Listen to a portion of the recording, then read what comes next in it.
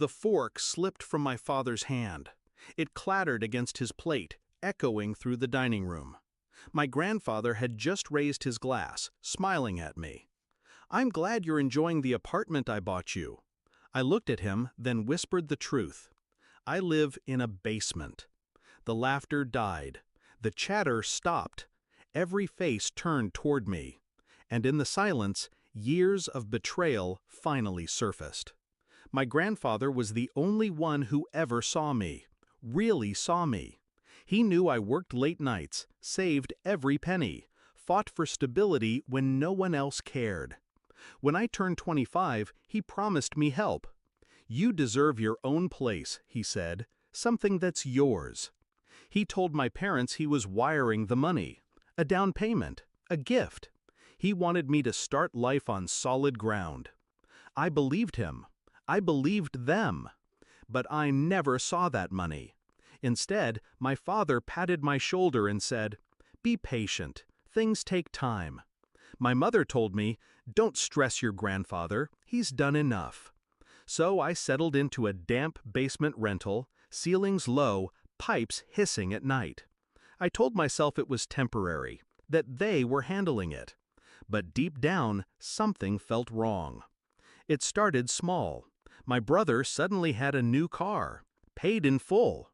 Then a vacation, 5-star resorts, dinners that cost more than my rent. When I asked, he smirked. Hard work pays off. But my brother never worked hard a day in his life. One night, I overheard my parents whispering, my father's voice low, tense. "We'll say we put it toward the boys. He doesn't need to know. He'll manage." The boys.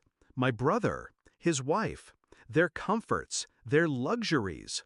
And my grandfather's gift, meant for me, was gone. I didn't explode. I didn't beg. I let them think I was blind. I let them think I was grateful for scraps. Because silence is a blade. The longer you hold it, the sharper it becomes. I started collecting. Bank statements, transfer records, dates, receipts with my brother's name tied neatly to funds that should have been mine. Every detail, every proof, every betrayal cataloged. And then I waited. My birthday brunch was the stage.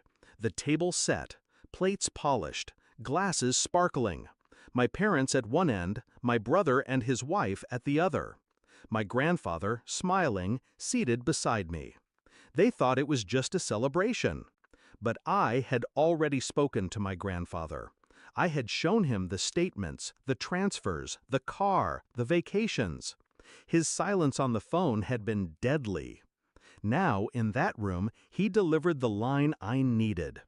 "I'm glad you're enjoying the apartment I bought you." And I dropped the truth like a match onto gasoline. I live in a basement. The silence stretched, suffocating. My grandfather's smile faltered. He looked from me to my parents, confusion hardening into fury. "Basement?" he asked. I held his gaze. The money never reached me. My father's face blanched. My mother's hands trembled. My brother stared at his plate. I pulled the folder from my bag and slid it across the table. Neat, organized, undeniable. Here's where it went. My grandfather flipped through page after page. His jaw clenched tighter with every turn. Finally, he slammed it shut. His voice was ice. "You stole from your own child." My mother stammered. My father tried to explain. Words like family needs and temporary loan spilled out, pathetic and weak. But it was my brother's wife who broke first. Her smirk vanished. Her face drained. She whispered, "You said he'd never know." The table cracked open like an earthquake. Accusations, denials, rage spilling everywhere.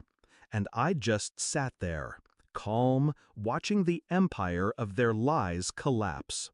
By the end of brunch, nothing was the same. My grandfather stood, voice trembling but firm. "Every cent will be returned, and if not, you'll face me in court." He turned to me, placing his hand on my shoulder. Never again. My father couldn't meet my eyes. My mother's tears fell into her untouched food. My brother sat pale, stripped of arrogance. As for me, I didn't gloat. I didn't need to. I had given them years of silence, years to bury me under their greed.